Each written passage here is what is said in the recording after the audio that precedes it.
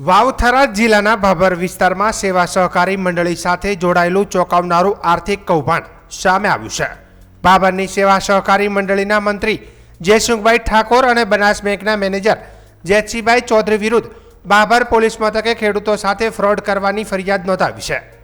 ફરિયાદ મુજબ આરોપીઓએ ખેડૂતોના નામે ખોટી સહીઓ કરી લાખો રૂપિયાનું ધિરાણ ઉપાડી લીધાનો ગંભીર આક્ષેપ છે।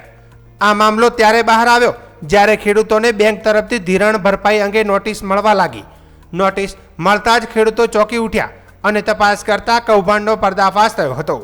મળતી માહિતી મુજબ ભાભર તેમજ ખડોસણ સેવા સહકારી મંડળીમાં ખેડૂતોના નામે લાખો રૂપિયાનું ધિરાણ ગેરરીતિથી ઉપાડવામાં આવ્યું છે। ચોંકાવનારી બાબત એ પણ સામે આવી છે કે કેટલાક કેસોમાં મૃતક ખેડૂતોના નામે પણ ધિરાણ લેવામાં આવ્યું હોવાનું પણ સામે આવ્યું છે। આ સમગ્ર મામલે પીડિત ખેડૂતો દ્વારા અનેક વખત સંબંધિત તંત્ર સમક્ષ રજૂઆતો કરવામાં આવી હતી, પરંતુ યોગ્ય કાર્યવાહી ન થતાં અંતે ખેડૂતો કોર્ટના શરણે ગયા હતા। કોર્ટે તપાસના આદેશ આપ્યા બાદ પોલીસ દ્વારા સત્તાવાર રીતે ફરિયાદ દાખલ કરવામાં આવી છે।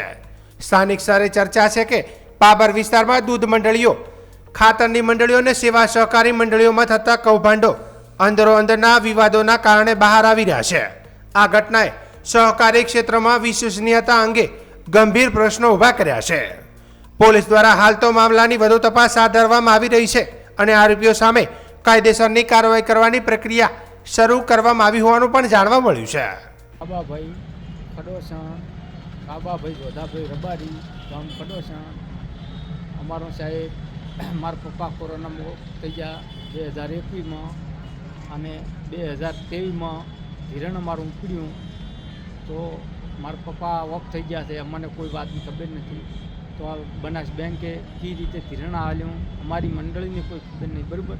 અમારી મંડળીનો મંત્રીમાં જાણતો હશે, અમે કોઈ જાણતા નથી। એમાં કંઈ બોલાવીને પેલે કાગળિયા લઈ એના કણે હશે તો પણ એને આમાં વગેરે કેવી રીતે આલ્યું, બરાબર। એને અમારે પૂરી તપાસ જોવે। મારા પપ્પા ઓફ થઈ ગયા એના પાસે અમને કોઈ અમે ધિરાણ દીધો નથી। 1 રૂપિયા। કેટલા રૂપિયાનું ધિરાણ થયા? 3 લાખનું ધિરાણ નોટિસ આવી છે તારી, બરાબર। એટલે મરેલા વ્યક્તિના નામે ધિરાણ થઈ ગયું એવું કહો તમે? હોય મરી ગયા પછી ઉપડ્યા છે પૈસા? હોય જ મરી ગયા પછી સાહેબ ઉપડ્યા છે પૈસા, પહેલાં તમે કોઈ તો લીધેલ નથી? ના, અમે કોઈ રૂપિયો લીધેલો કઈ નથી। મંડળી છે તમારે? અમારે ભાભર મંડળી ખડોસણ। આવા તો અમારા 30-40 જણા અમારા ગામના ખડોસણના છે। બેડા, ભાભોર બધા ગામની રાડીઓ આવી રીત છે, આવી રીત તરત છે, બરાબર। હવે બેંકના સાહેબ કોઈ અડા હાલતા નથી, કોઈ મંત્રી અડા હાલતો નથી, તો અમારે જોબ હાલવો છે ને।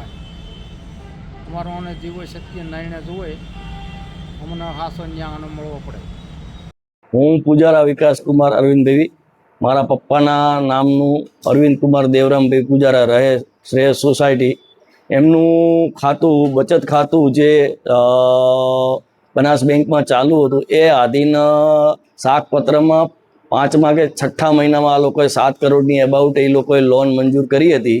એ લોનમાં અમારા કોઈ ડોક્યુમેન્ટ જૂના પડ્યા છે, એ આધારે બેંકના મેનેજર, મંડળીના સભાસદો, મંડળીના મંત્રીશ્રીઓ બધા સાથે મળી અને આ લોન મૂકેલી હતી। અમે અમારી જાણ બહાર લોન મૂકેલી હતી। પછી અમને બેંકમાંથી નોટિસ આવી। અમે નોટિસનો તપાસ કરતાં અમને જાણવા મળ્યું કે આવા અમારા નામની 7, 12, 8 ઉપર મારા ખાતામાં બોજો રાખ્યા વગર કેસીસીની 3 લાખ રૂપિયાની લોન લીધેલી।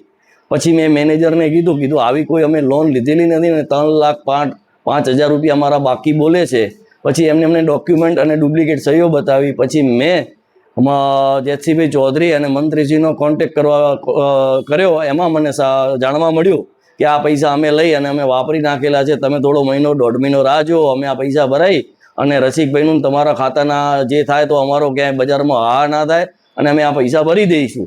પછી અમે મહિનો રાહ જોઈ, અમે ને રસિકભાઈએ, પણ મહિના પછી અમને આ કોઈ પૈસામાં જવાબ ના મળ્યો। પછી બનાસ બેંકના મેનેજરને, ચેરમેનને બધાને અમે જાણ કરી। મેનેજરશ્રીએ અને ચેરમેન સાહેબ ડાયાભાઈએ અમને એવું કીધું કે આ કેસ એસઓજીને સોંપેલો છે, દૂધનું દૂધ અને પાણીનું પાણી થઈ જશે। પછી એને અમને રસિકભાઈની ઓફિસે લોન ડિપાર્ટમેન્ટ અમને મળવા આવ્યું, જે લોન ડિપાર્ટમેન્ટ કરે છે એમાં લગભગ અમને એવું કહેતા હતા લોન ડિપાર્ટમેન્ટ ઇન્સ્પેક્ટર કે આમાં 230 એબાઉટ ખાતા છે, એ ખાતામાંથી 180 ખાતામાં ફ્રોડ થયેલું છે। હવે એ અમે જાણતા નથી, આ લોન ડિપાર્ટમેન્ટે અમને તે સંદર્ભે કીધેલું।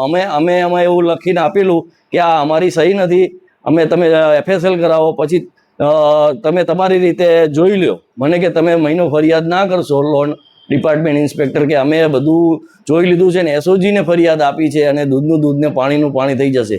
છતાંય ફેબ્રુઆરી સુધી અમે રાહ જોઈ પણ કોઈ ડિસિઝન ના મળતા પછી ફેબ્રુઆરીમાં અમે પોલીસ ખાતામાં લખીને આપ્યું. પોલીસ ખાતાએ તપાસ કરી પછી પણ જવાબ ના મળતા અમે કોર્ટને દ્વાર ખખડાવ્યા. કોર્ટે અમારી વાત સાંભળી અને પોલીસને કીધું તમે આમાં દૂધનું દૂધ અને પાણીનું પાણી કરો અને તરત જ દૂધનું દૂધ અને પાણીનું પાણી થતાં આ 2 નામ પોલીસે અંદર એડ કર્યા છે. અને 2 નામ એડ કર્યા પછી બી એવું લખ્યું છે બેંકે કે અંદર અંગત જે કર્મચારીઓ સામેલ છે એને બી અમે સામેલ કરી લેશું. તો આ જે લે ભાગુ મેનેજર શ્રી સ્ટાફ અંદર સામેલ છે એમને મારે ચેરમેન શ્રીને કહેવું છે, બનાસ ચેરમેને તાત્કાલિક એમને સસ્પેન્ડ કરવામાં આવે. બીજા 3 અધિકારીઓ અંદર સામેલ છે એમને બી સસ્પેન્ડ કરવામાં આવે. ટોટલ જે ખેડૂતો અંદર નિર્દોષ બચારા જે અંદર ભોગ બન્યા છે એમને ન્યાય મળે. અને આ ન્યાય મળશે તો લોકોને એવું લાગશે કે ખોટા સંદર્ભે જે લે ભાગુ તત્વો 2 લાખ રૂપિયાનો પગાર ધરાવે છે જેથી ખેડૂતો બચારા મરી ના જાય. અને મારી બનાસ ચેરમેનને વિનંતી છે, કાલે મને વાત થઈ હતી, મને એમને બાહેંધરી આપી છે, વિકાસભાઈ તમે એમાં બિલકુલ ચિંતા ના કરો, જે બી ખેડૂત અંદર આવેલા છે એમને બધાને ન્યાય મળશે, દૂધનું દૂધ અને પાણીનું પાણી થશે. અને એમના વિશ્વાસ ઉપર અમે આજે બહુ રાજી થયા છીએ. અને મારો એમને ચેરમેનશ્રીને ખાસ વિનંતી છે, આમાં હજી જે અંગત 3-4 જણા સામેલ છે એ લોકોને બી કાર્યવાહી કરી જેટલું જલ્દી બને એટલું જલ્દી બનાવીને જેટલા બી ખેડૂત છે એને નો ડ્યુ ઓવર સર્ટિફિકેટ મળે. હા, જેને લોન લીધેલી છે એની પ્રક્રિયા નોખી રાખે. અમારી પાસે સ્ટેટમેન્ટ લઈ ગયા છે. જેટલા બી ખેડૂતો આના ભોગ બન્યા છે તો એ ખેડૂતોને ન્યાય મળે એવી મારી વિનંતી છે. જય જય ગરવી ગુજરાત. પોલીસ સ્ટેશનને શું બાબતથી ફરિયાદ આપેલ છે? ભાભર પોલીસે એ બાબતે ફરિયાદ લગાવી હતી કે નાગરિક ભાભર જિલ્લા મધ્ય સહકારી બેંકમાંથી મને નોટિસ મળી કે તમારા પૈસા 3 લાખની લોન બાકી છે. પણ હકીકતમાં અગાઉ અમે જે લોન લીધી હતી એ લોન ચૂકતી કરી નાખી. એની પછી અમે 1 પણ રૂપિયો નવો ઉપાડેલો નહોતો. પણ છતાં મને નોટિસ મળી એટલે મને ખ્યાલ આવ્યો કે ભાઈ આ પૈસા બાકી છે એટલે હું બેંકમાં જોરાવા ગયો. એટલે બેંકમાં સાહેબ મેં જે લોન લીધી હતી એ લોન તો મેં બાય ચેકથી આપને ભરી નાખી છે. તો કે એની પછી તમે નવી લોન લઈ ગયા છો, તમે આજે ભરી અને બીજા દિવસે પૈસા ઉપાડી લીધા છે. મેં કીધું આવી લોન બીજી વખત મેં કોઈ ઉપાડી નથી. એટલે આ રીતે મારું 3 લાખનું કૌભાંડ થયેલ છે. પણ બેંકમાંથી પછી અમે 2, 4, 5 વાર ધક્કા ખાધા પણ અમને કોઈ ડિટેલ મળતી નથી. પછી અમે બાય કોર્ટમાં ગયા. કોર્ટ દ્વારા પોલીસમાંથી જે ડોક્યુમેન્ટ આવ્યા એમાં મારી સહી ખોટી છે. જ્યાં એકમાં મારો અંગૂઠો મારેલો છે, બીજામાં મારી એક સહી કરી છે. પહેલાં તો એ ફોલ્ટમાં જો હોય તો બંને સહી હોય કાં બંને અંગૂઠા હોય. અને અમે વેપારી છીએ, બરાબર છે. પણ અમારી ભૂલ એટલી કે અમે જે જૂના ડોક્યુમેન્ટ હતા એ બેંકમાંથી પાછા લાવ્યા નહીં. અને જે બોજા રદ કરાવવા પડે અને ન્યૂ સર્ટી લાવવું પડે એ અમે વિશ્વાસ ઉપરથી અગાઉથી અમારે બાપા લોન લેતા હતા ખુશાલદાસ મંડળી વખતના, ત્યારનું એમનું હેડી જતું હતું એમનું. એટલે એક વખત જેસુંગ આવ્યો મારા પાસે, એટલે મને કે તમારે 3 લાખની વગર વ્યાજની લોન મળે છે તમારે લેવી હોય તો.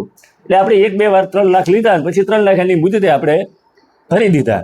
પણ આ જે લોન લીધી એ લોન આપણે 1 રૂપિયો લીધેલી નથી. પણ મારા જૂના જે કાગળ હતા રેકોર્ડ એમની પાસે એને આધાર ઉપર એમણે ખોટી રીતે મારે કૌભાંડ કર્યું છે. હવે કૌભાંડમાં પોલીસ સ્ટેશને એવું જાહેર કર્યું 2 ગુનેગાર છે, એમાં મંત્રી અને મેનેજર. પણ મારા કહેવાય મુજબ, અમારા જાણવા મુજબ આમાં 2 જણાથી આ કૌભાંડ થાય નહીં. એમાં કેશિયર પણ આવતો હોય છે, મેનેજર આવતો હોય છે અને બીજા ક્લાર્કો પણ આવતા હોય છે. બીજું કે સીસીટીવી ફૂટેજ ખોલાવો તો બેંકમાં કોઈ દિવસ ગયા નથી. અને ચેકમાં સહી ખોટી છે. અને જે પેલું માગણું બિલ પાસ કરે એમાં પણ અમારી સહી ખોટી છે. એટલે આ બાબતે અમે ફરિયાદ કરેલી છે. તમારા સિવાય બીજા કોઈ ફરિયાદ કરે? હે, તમારા સિવાય બીજા કોઈ ફરિયાદ? બીજું એક વિકાસભાઈ એડીરામ, જે એમને તો કોઈ દિવસ લોન લીધેલી જ નથી. પણ એમને તો બિલકુલ બોગસ કાર્ડ બીજું ત્રીજું બનાવી અને એમના ખાતાથી પણ 3 લાખ રૂપિયા ઉપાડી લીધેલા છે. અને આવા ઘણા ખેડૂતો છે અને બહુ મોટું કૌભાંડ થયેલું છે. બીજું તો આપણે લાંબી વિષય ડિટેલ નથી. અમારા પૂરતી આ 2 જણની અમને ખ્યાલ છે કે અમારા બંનેના 3 લાખ રૂપિયા ઉપાડ્યા છે. અને આવી રીતે અમારું કૌભાંડ થયેલું છે. આની કાર્યવાહી બેંકમાં આગળ થઈ છે, કોર્ટ દ્વારા કરી છે. અને આનો નિકાલ નહીં આવે તો હજી અમે પણ આગળ અને આ કાર્યવાહી આગળ કરવાના છીએ.